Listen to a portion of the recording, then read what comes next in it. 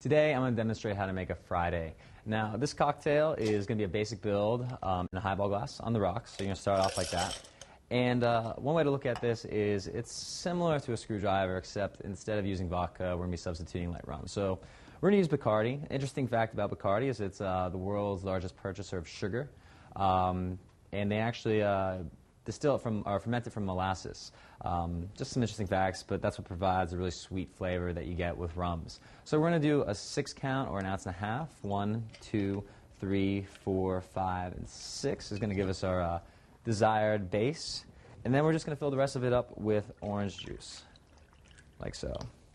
Now, to bring out the flavors a little bit, we're going to add a little bit of lime juice in there. If you have freshly squeezed lime juice, that's fantastic, but in most busy bars, you're going to be using something like this.